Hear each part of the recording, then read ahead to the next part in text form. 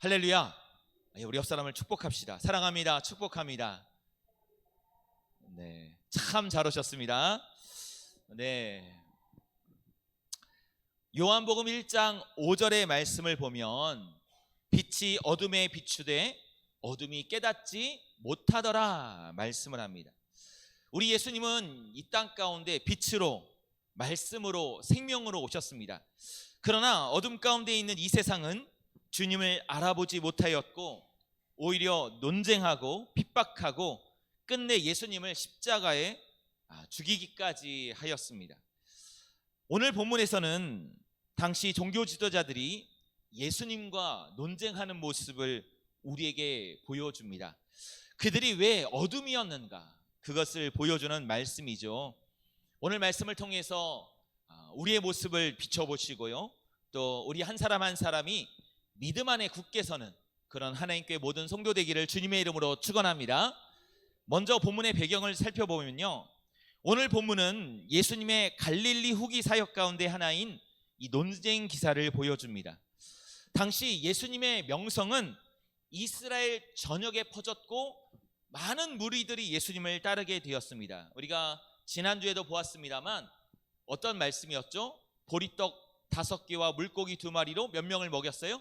5,000명을 먹이고 12바구니가 남는 그런 당시 사람들에게 있어서는 너무나도 충격적인 사건이었죠. 여러분, 사람에게 있어서 먹는 것만큼 그렇게 중요하고 또 이 문제로 고민하지 않는 사람은 아무도 없을 것입니다. 그런데 사람들에게 있어서 가장 필요로 하다고 생각되어지는 그 먹는 문제, 그것을 우리 예수님께서 많은 사람들 앞에서 놀라운 기적으로 보이셨고, 그러다 보니 사람들이 예수님을 어떻게 하려 하였어요? 임금으로 삼으려고까지 그러하였던 것을 성경은 보여줍니다. 마가복음 6장 55절 56절 이 앞에 말씀을 보면요, 이렇게 말씀합니다. 그 온 지방으로 달려 돌아다니며 예수께서 어디 계시다는 말을 듣는 대로 병든 자를 침상째로 메고 나아오니 아무데나 예수께서 들어가시는 지방이나 도시나 마을에서 병자를 시장에 두고 예수께 그의 옷가에라도 손을 대게 하시기를 간구하니 손을 대는 자는 다 성함을 얻으니라. 여러분, 얼마나 많은 사람들이 예수님 만나기를 원하는지 몰라요. 침상에 맨 채로 예수님이 계시다 하는 곳이 있으면 어떠했다고요? 달려간 거예요. 예수님 만나기를 원해서. 그리고 사람을 눕혀놓고는 예수님이 지나가시다면, 예수님, 이 사람의 옷자락이라도 손을 대주세요.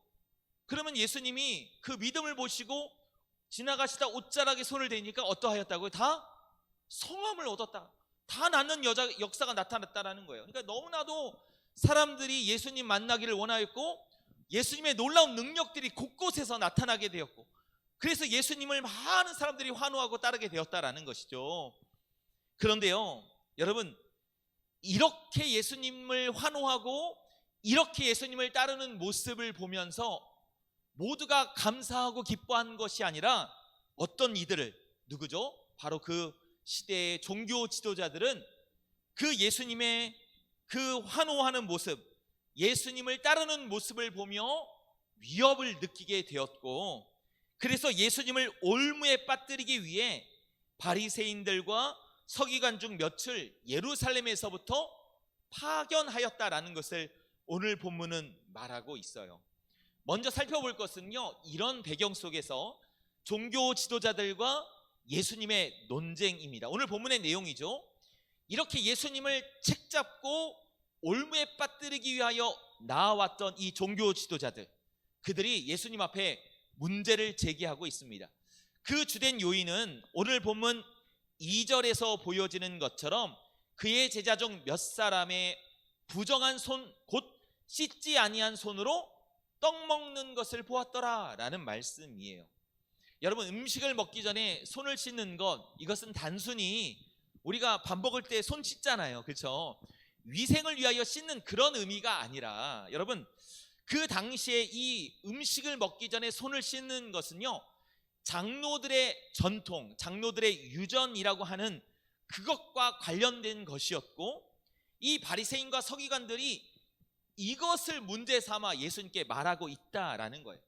여러분, 장로들의 전통, 장로들의 유전은 무엇일까요? 이것은요, 성경에 보면 본문과 마태복음 15장 2절에 등장을 하고 있어요. 헬라어로 파라도시스라는 것인데요, 그 의미는 대대로 혹은 구두로 이어받은 것이란 의미를 가지고 있습니다. 이 장로들의 전통은 조상의 때부터 구두로 전승되어 온 것으로 모세의 율법을 해석하고 현실에 맞게 잘 적용시킨 것을 말하는 것입니다. 그래서 이것의 목적은요, 여러분, 율법이 모세의 때에 주어졌잖아요. 그 율법을 오늘날로 재해석해서 이 하나님의 말씀을 더 잘 지키자, 그 말씀의 의미를 오늘날로 해석해서 잘 적용하자라는 의도로 만들어졌다는 것이죠. 여러분, 그런 의미로 보면 어때요? 좋은 거예요, 나쁜 거예요? 좋은 거죠. 그렇죠? 시대마다 여러 가지 변화가 있잖아요. 말씀을 재해석하고 그것을 구두로 전승하면서, 야, 우리는 더 하나님 앞에 거룩한 삶을 살기 위해서 이런 것들을 지키어야 해 하면서 후손들에게 가르쳐 줬다라는 거예요. 참 좋은 거예요. 그런데 여러분, 이 말씀을 잘 보시면 오늘 3절 이하의 말씀을 보니 몇 가지 예시가 등장되어지고 있죠. 뭐죠? 손을 씻지 아니하고는 음식을 먹지 않았습니다. 또 시장에서 돌아와서는 물을 뿌리다라는 것은 목욕한다라는 건데요, 목욕하지 않아도 먹지 아니하였어요. 또 음식을 먹을 때 사용하는 식기 도구들까지도 하나하나 전통에 따라 먹었다라는 것을 볼 수가 있었죠. 그런데요, 여러분, 중요한 것은요, 이런 율법에 따라 해석되어져서 지켜야 하는 것이 하나 두 개가 아니라, 여러분, 어떠하다는 거예요? 너무나도 많다는, 너무나도 많아진 거예요. 너무나도 많아진. 이 율법에 따라 지켜야 한다는 것들이 그 숫자가 너무너무 많다 보니까 사람들이 그것을 알아요, 몰라요? 잘 몰라요. 잘 몰라요. 그래서 이것을 가지고 이 종교 지도자들이 사람들을 어떻게 한 거예요? 정죄한 거예요. 정죄한. 야, 우리가 율법에 따라 지키기로 한 장로들의 전통이 있는데 너희들 왜 손 안 씻고 밥 먹어? 너네 왜 목욕하지 아니하고 밥 먹어? 거룩하게 구별되지 아니한 것을 가지고 왜 사용하고 있어? 하면서 율법에 없는 수많은 그 전통을 가지고 사람들을 정죄하고 비판하고 그렇게 무거운 짐을 지게 하였다라는 것이죠. 그러다 보니 여러분, 장로들의 전통이 원래 가지고 있었던 하나님의 말씀보다 어떠해요? 더 위에 서게 된 거예요. 왜냐하면 이것을 가지고 너무나도 나무라고 비판하고 정죄하다 보니까 하나님의 말씀이 뭐였지라는 생각보다는, 우리 지도자들이 말하고 있는 이 전통을 우리가 지켜야 하지 하면서 말씀보다 이 전통들, 구두로 가르치고 있는 이 모든 것들이 더 위에 서서 사람들을 옥매고 정죄하고 무거운 짐을 지게 하고 있었다라는 것이죠. 그래서 오늘 성경을 보면 이 장로들의 이 유전, 전통이 다시 한번 그 실력을 발휘하여서 누구들을 비판하고 있어요? 제자들을 비판하고 있고, 예수님 앞에 나아가 예수님, 당신이 가르치고 있는 제자들이 이렇게 장로들이 지키고자 하였던 이 전통을 무시하고 있습니다. 왜 당신은 장로들의 전통을 무시하고 율법도 무시하는 겁니까? 하면서 문제를 삼고 있는 것입니다. 여러분, 이 상황을 잘 보시면요, 그 자리에는 수많은 사람들이 있었어요. 그리고 예수님이 행하시는 기적을 보았고 하나님의 말씀을 들었어요. 그래서 예수님이 행하시는 기적을 보며, 야, 정말 저분은 우리가 약속한 메시아야, 저분의 말씀은 너무나도 권위가 있고 너무나도 귀하고 아름다운 말씀이 하면서 막 은혜 받는 사람도 있었는데, 반면에 이들은 어떠하였죠? 이곳에 온 이유가 뭐예요? 예수님을 책잡고 올무에 빠뜨리기 위한 것이다 보니까 예수님이 행하시는 그 이적들은 눈에 들어오지도 않고, 예수님이 행하시는 그 말씀은 귀에 들리지도 않고, 오직 주님만을 올무에 빠뜨리고자 하는 그런 어리석은 모습으로 그 자리에 있었다라는 거예요. 여러분, 얼마나 안타까운 모습입니까? 어떤 이는 은혜 받고 있는데 어떤 사람들은 예수님을 책잡고 넘어뜨리고자 그 자리에 있었다라는 것이죠. 참 이 모습을 보며 한편으로 너무나도 안타까운 마음이 듭니다. 여러분, 우리가 오늘도 이 시간 예배 드리고자 이 자리에 있지만 여러분, 우리가 예배를 드리면서 무엇에 관심을 두고 있느냐, 우리의 마음이 어떠한 마음으로 있느냐에 따라 예배를 드리면서도 어떤 사람은 은혜를 받고 이 시간을 통하여 새 힘을 얻지만 어떤 사람은 이 시간이 그냥 지나가는 한 시간으로 끝나게 된다라는 것이죠. 사랑하는 성도 여러분, 오늘 우리는요, 항상 예배의 자리에 나갈 때마다 사모하는 마음, 하나님의 은혜를 구하는 마음으로 나아가 주님의 말씀으로 인하여 새로워지고 변화되어지고 새 힘을 얻는 우리 모든 하나님께 성도가 되기를 주님의 이름으로 축원합니다. 할렐루야. 그리고 더불어 오늘 예수님은 이렇게 말하고 있는 이 장로들의 유전, 제자들을 책잡고 있는 유전 정통을 보며 오늘 예수님은 그들을 책망하시고 진정한 믿음이 무엇인가를 이제 가르쳐 주고 있는 것을 볼 수 있어요. 우리가 두 번째로 살펴볼 것은 이렇게 문제 삼고 있는 이들에게 우리 예수님이 책망하는 말씀입니다. 두 가지로 볼 수가 있는데요, 첫째는 그들의 외식을 책망하세요.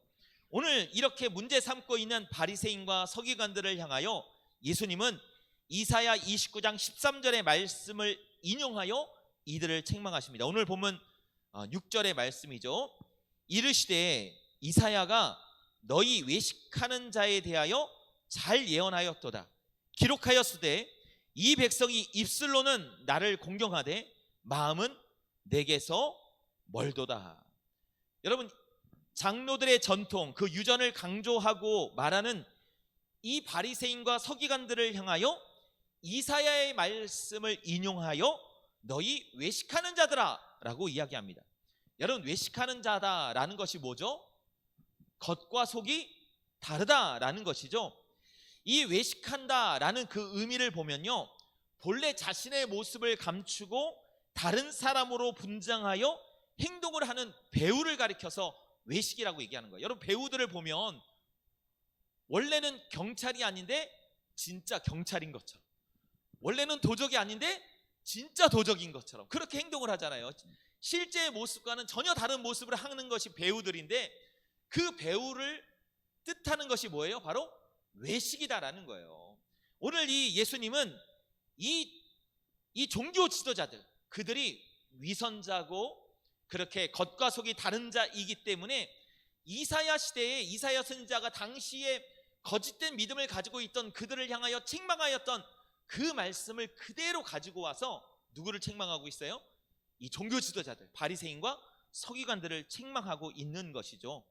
입으로는요, 그리고 머리로는 율법과 수많은 전통을 외우며 말하고 그것을 정죄의 도구로 삼아 사람들에게 무거운 짐을 짐게 하고 있는 그들이 그 중심을 볼 때에는 온전한 믿음이 없고 정말 진정한 경건의 모습이 없고, 그래서 외식된 모습을 가지고 있기 때문에 예수님이 이렇게 책망하시는 거죠.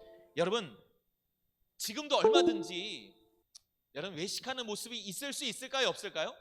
있을 수 있어요.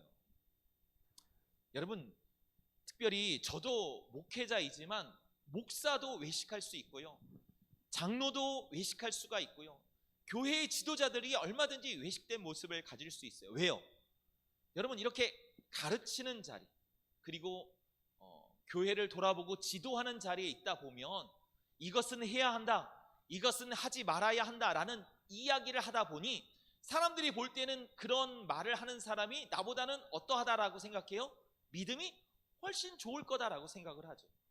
그러나 여러분, 얼마든지 가르치는 자리에 있고 말씀을 해석하는 자리에 있지만, 여러분, 목회자가 여러분에게 이렇게 해야 합니다 말하고 있으면서도 그 마음은 그러지 않을 때가 있어요, 없어요? 있을 수 있어요. 그래서 더 말씀을 가르치는 목사나 또는 우리 장로님들, 교회 지도자 되는 분들은 더 자신을 조심하고 외식된 자리에 서지 않도록 주의해야 한다라는 것이죠. 여러분, 하나님은 무엇을 보세요? 우리의 중심을 보세요. 내가 얼마나 많은 성경을 알고 있고 얼마나 많은 것을 가르치느냐가 중요한 것이 아니라 무엇이 바로 서야 돼요?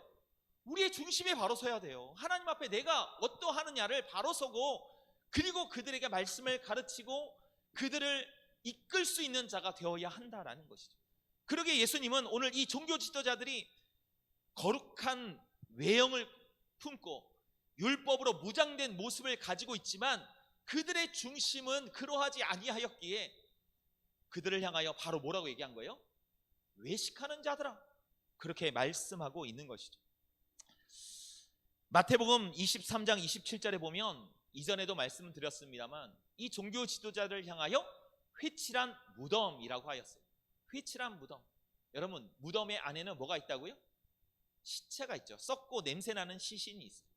그러나 겉은 회를 칠했어요.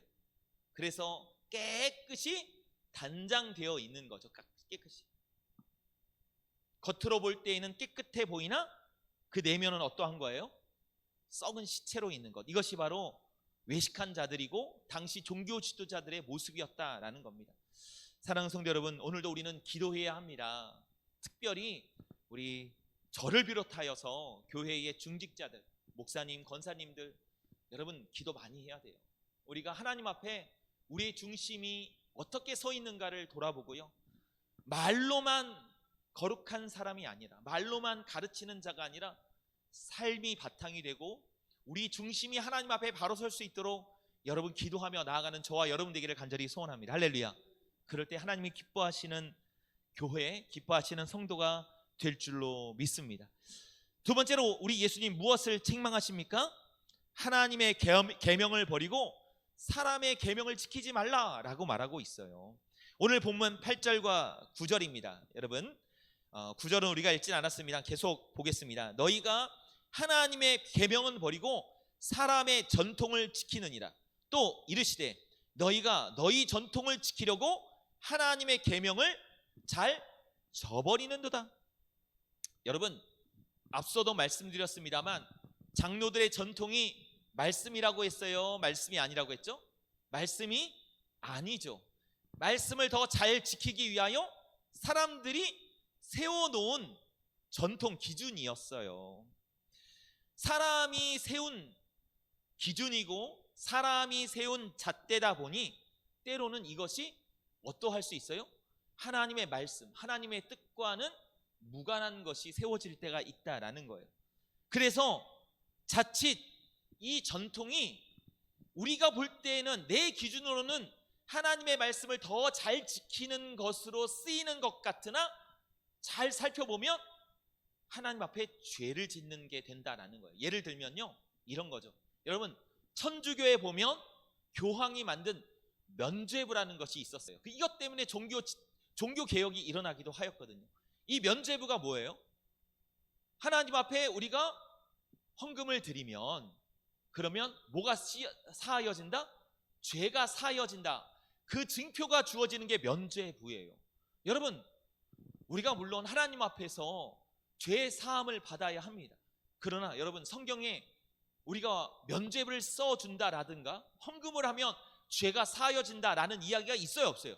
절대 없는 거죠. 그런데 당시 종교 지도자라고 할 수 있는 교황이 이것을 가지고 하나님의 말씀을 나름 자기가 해석하여서 사람들에게 면죄부를 판매하였고, 이것을 통하여서 당시에 교회 재정이 너무나도 힘들었거든요. 왜냐하면 그 당시에 성당을 지을 때는요, 여러분 우리가 상상할 수 없는 그런 건물을 짓는 거예요. 요즘은 교회를 짓는다 하면 한 2년 3년 만에 짓지만요, 그 당시에는 100년을 지어서 성전이 지어지기도 하고요, 뭐 100년이 넘어가도록 성전이 지어지기도 하였어요. 그러니까 얼마나 많은 돈이 들어가고 얼마나 많은 재정이 필요하겠어요. 그러다 보니 교황들이 이 재정을 충당하기 위해서 뭘 판 거예요? 면죄부를 판매한 게 된 것이죠. 여러분, 이것은요 말씀에 있지도 않은 것이고 사람의 기준으로 세워진 것이고, 그러다 보니 뭐가 된 거예요? 이것이 죄를 짓는 결과가 된 거예요. 오늘 이 바리새인과 서기관들도 장로들의 전통을 지극히 인본적인 이유와 목적으로 이용하고 오히려 죄를 짓는 일에 쓰임받는 일들도 있었다라는 것을 성경은 보여줍니다. 그 예가 본문 10절에 등장을 하죠. 10절 말씀을 보시면 이렇게 말합니다. 모세는 내 부모를 공경하라 하고 또 아버지나 어머니를 모욕하는 자는 죽임을 당하리라 하였거늘. 여러분, 하나님이 주신 계명은 뭐예요? 부모를 무엇하라? 공경하라. 부모를 잘 섬기고 공경하는 것이 뭐예요? 율법이고 계명이었어요. 그런데 이와 같은 하나님이 주신 계명과 뜻을 저버리고 본문 11절 12절에 보니 장로들의 전통을 이용하여서 이렇게 행하였다라는 겁니다. 너희는 이르되 사람이 아버지에게나 어머니에게나 말하기를 내가 드려 유익하게 할 것이 고르반 곧 하나님께 드림이 되었다고 하기만 하면 그 맛이라 하고 자기 아버지나 어머니에게 다시 아무것도 하여 드리기를 허락하지 아니하여. 여러분, 하나님의 말씀은 부모님에게 공경하고 부모님을 섬기는 것이 마땅하다 가르쳤는데, 장로들의 유전 전통 가운데는 고르반이라는 제도가 있어요. 고르반. 이 고르반은 히브리어인데 여기서는 헬라어 음역으로 말하고 있는 거예요. 하나님께 드림이 되었다라고 선언을 하는 거예요. 그러면 그 드림이 된 것은 손을 댈 수 있어요, 없어요? 없는 거예요. 그래서 나는 부모님에게 용돈을 드리고 싶고 부모님을 섬기고 싶지만 내 재산은 무엇이 되었다? 고르반이 되었어요 라고 선언을 하면 무엇 할 필요가 없어요. 부모님을 섬길 필요가 없는 거예요. 내 돈을 부모님을 위해서 쓸 필요가 없는 거예요. 왜요? 이것은 누구에게 드렸다? 하나님 앞에 드렸다. 여러분, 이런 일이 일어나고 있다는 것이죠. 하나님의 말씀은 부모님을 공경하는 것이 마땅하고 섬기는 것이 마땅하다 가르쳤는데, 장로들의 유전을 교묘히 이용해서 내 돈을 하나도 부모님을 위해서 쓰지 않는 것이 정당화된다라는 거예요. 그래서 예수님이 그러한 악한 일을 보시면서 너희들이 어떠하다라는 거예요. 하나님의 말씀을 어긋나고 오히려 죄 짓는 일을 너희가 행하고 있다라는 사실을 말하고 있는 것이죠. 사랑하는 성도 여러분, 하나님이 정말 기뻐하는 것이 무엇이겠어요? 부모님을 공격하는 것이겠어요? 내가 하나님께 드림이 되었다라고 선언하면서 부모님을 섬기지 않고 이것으로 하나님을 섬기는 것을 기뻐하시겠습니까? 여러분, 예수님은 이 말씀을 보시면서 그래서 이렇게 말씀하시는 것이죠. 너희가 하나님의 계명은 버리고 사람의 전통을 지키느니라. 또 이르시되 너희가 너희 전통을 지키려고 하나님의 계명을 잘 저버리는도다 라고 하며 그들을 무엇하고 계신 거예요? 책망하고 있는 것이죠. 사랑하는 성도 여러분, 오늘 예수님은 이렇게 예수님을 책잡기 위하여 나왔던 이 종교 지도자들, 그들이 전통을 내세우며 문제 삼고 있는 그들에게 이와 같은 책망의 말씀을 주시며, 하나님의 말씀보다 앞서는 것은 있을 수 있어요, 없어요? 절대로 없다라는 것을 가르쳐 주고 있고, 중요한 것은 무엇이다? 우리의 마음이다, 마음. 그런 너희들이 정죄하고 비판하는 것이 옳은 것이 아니라 너 스스로의 마음을 돌아보고 하나님 앞에 바로 서라 라고 하며 책망하고 있는 것이죠. 여러분, 이 말씀을 보며 우리는 어떤 믿음을 가져야 하겠습니까? 간략하게 두 가지로 말씀을 드리고 말씀을 마치고자 합니다. 첫째는요, 종교 지도자들처럼 다른 사람을 비판하고 정죄하는 자가 아니라 우리는 은혜 받는 일에 힘쓰는 자가 되어야 될 줄로 믿습니다. 할렐루야. 여러분, 성경은요 거울이라고 했어요. 성경은 거울. 여러분, 거울은 어떤 기능이 있어요? 비춰서 내 얼굴을 보는 것이죠. 오늘 아침에 오실 때도 여러분 얼굴 보셨잖아요, 그죠? 얼굴 보셨잖아요. 얼굴을 딱 보시면 내가 얼굴에 뭐가 묻은 게 있는지, 또 면도가 저는 면도가 이게 수염이 금방금방 자라요. 면도가 잘 되었는지. 그리고 제가 우리 교회 오면서 이쁘게 보이려고 점도 많이 뺐어요. 점도 있었는데 점도 이렇게 뺐어요. 근데 이게 거울을 보니까 아직도 점이 남았어요. 그래서 이것도 깨끗이 빼려고 그래요. 이게 거울을 보니까 내 얼굴이 잘생겼는지 못생겼는지 다 보이잖아요, 그죠?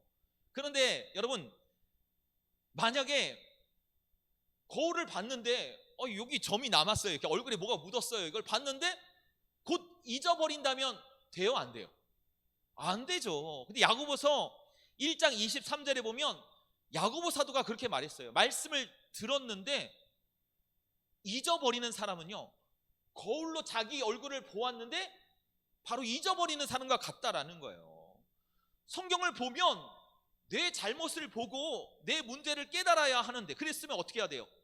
돌아서고 변화되어야 하는 거잖아요. 근데 말씀을 들었는데, 말씀을 보았는데 변화되지 않는 사람, 행동을 고치지 않는 사람은 거울을 보고도 돌아서지 않는 사람이라는 거예요.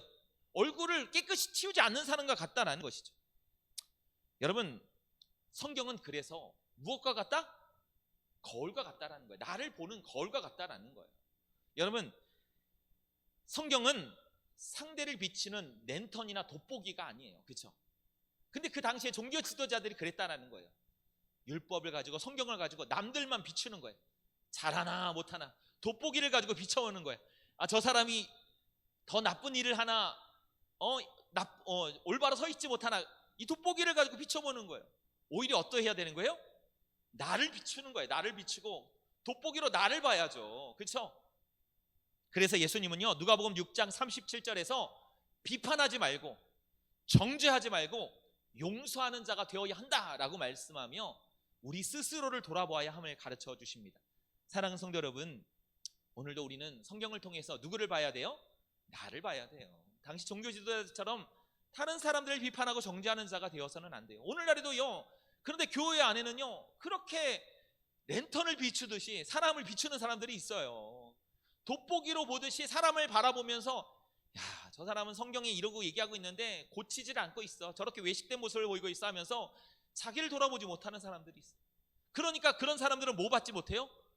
은혜를 못 받아요. 모든 사람이 예수님이 계신 그 자리에서 하나님이 행하시는, 주님이 행하시는 그 모습을 보면서 환호하고 기뻐하고 은혜 받고 감격하고 있는데, 그들은 예수님을 책잡고 예수님을 올무에 빠뜨리려는 어리석은 자가 되어 있지 않아요. 여러분, 오늘도 우리는 이 말씀을 통해서 내 스스로를 비춰보시고 비판하는 자가 아니라 은혜 받는 우리 하나님께 모든 성도 되기를 주님의 이름으로 축원합니다. 또 오늘 말씀을 통해서 우리가 깨달아야 할 것은 무엇이에요? 네, 하나님 중심, 말씀 중심의 신앙이 되어야 될 줄로 믿습니다. 할렐루야. 여러분, 정말 오늘 말씀을 보면 하나님의 말씀보다 앞서는 것은 아무것도 없어요. 그리고 이 시대에 정말 많은 세속화와 인본주의적 편의주의가 우리를 도전하고 있는 이때에 우리는 하나님의 말씀으로 반드시 무장되어서 흔들리지 말아야 돼요. 반석 위에 세워진 집은 어떠하다고요? 무너지지 않아요. 말씀 위에 세워진 성도는 시험이 오고 바람이 불어도 흔들리지 않는 법이죠. 여러분, 오늘날에 정말 세속화와 인본주의의 물결이 가감없이 우리에게 다가오고 있어요. 이게 뭐예요? 우리의 중심이 하나님이 아닌 사람으로 바뀌는 거예요. 어떤 이는요, 교회가 서비스업으로 알아요. 서비스. 교회 오면 뭐 받아야 돼요? 서비스 받아야 돼요. 아니에요. 교회는 어떤 곳이에요? 하나님 앞에 예배하는 것이고 우리를 하나님 앞에 드리는 곳이지 우리가 서비스업 받는 것이 절대 아니에요. 그런데 세속화되고 인본주의화 되다 보니까 교회에 와서 대우받고 서비스 받으려는 사람들이 있죠. 하나님의 말씀이 아닌 사람의 생각이 앞서다 보면 고르반처럼 하나님의 말씀과 뜻을 외면하는 일들이 우리에게도 얼마든지 일어날 수 있다는 것을 기억해야 됩니다. 여러분, 이 코로나를 지나면서요, 말씀의 기준이 아닌 사람의 기준이 너무나 우리 앞에 앞서게 된 것을 보게 됩니다. 이상한 것들이 교회에 너무나도 많이 생겨나고 성도들의 마음을 변질시키는 일들이 많아요. 그 중에 하나는 무엇이냐면요, 여러분, 상황에 따라서 우리가 영상 예배를 드릴 필요가 있어요. 그렇죠? 주일날 교회에 나오지 못하는 상황이 있을 수 있어요. 그렇죠? 몸이 연약하여 아프거나 힘들거나, 또는 여러분, 이 직업 중에도요, 병원에서 일하시는 분들 또는 뭐 공무원으로 일하시는 분들, 꼭 주일날 일할 수밖에 없는 상황이 있는 분들이 있어요. 그렇기 때문에 그런 분들은 영상으로 예배 드려야 할 필요도 있죠. 그런데 여러분, 몸도 건강하고 상황과 환경도 다 허락되어 있는데 영상 예배를 한번 드리고 나서는 마치 고르반 하면서 얘기하는 것처럼 나는 예배 드렸어 하면서 주일을 성수한 것으로 치부한다고 한다면, 여러분, 그렇게 영상으로 예배 1시간 드린 것을 온전히 주일을 성수하였다라고 말할 수 있을까요? 우리가 성경을 보면 주일을 성수하는 것은 결코 그런 수준의 것이 아니에요. 그런데 이 코로나를 지나면서 사람들이요, 정말 우리 청년들이 그런 얘기를 해요. 저한테 실제로 집에서 앉아서 핸드폰으로 식탁에 앉아가지고 이렇게 그날 예배를 드려요. 그러면 오늘 주일 성수 끝났다 그러고 놀러 다니고 자기 할 일 다 하는 거예요. 여러분, 이게 주일을 온전히 지키는 것이고 하나님을 예배하는 것이고 내게 맡겨주신 사명을 감당하는 모습이라고 이야기할 수 있나요? 그런데 그런 일들이 지금도 일어나고 있다는 것이죠. 사랑하는 성도 여러분, 그렇기 때문에 여러분, 시대는 이것 외에도 더 많은 여러 가지 요인들을 가지고 우리를 넘어뜨리려 하고 이상한 문화를 만들고 교회를 변질시키고 세속화시키고 인본주의화하는 일들이 너무나도 많이 일어나요. 그렇기 때문에 여러분, 이것을 이기는 방법은 다른 것이 아니에요. 우리가 무엇에 서 있어야 돼요? 말씀 위에 서 있어야 돼요. 하나님 중심의 신앙, 말씀 중심의 신앙으로 온전히 무장되어 있을 때 이 마지막 때에 정말 우리가 상상할 수 없는 수많은 도전과 시험을 능히 이기는 자가 되어 있는 줄로 믿습니다. 할렐루야.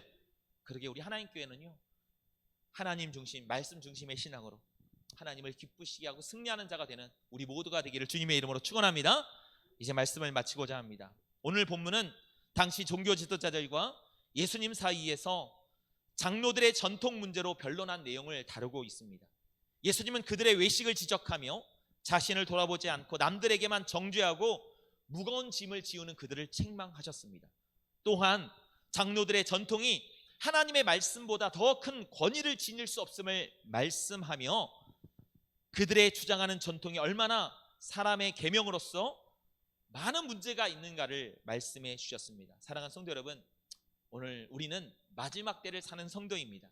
오늘 말씀을 보며 우리의 중심이 하나님 앞에 바로 서도록 기도하시고, 더 나아가 말씀으로 무장하여 이 시대를 이기는 자가 되는 우리 하나님께 모든 성도 되기를 주님의 이름으로 축원합니다. 기도하겠습니다.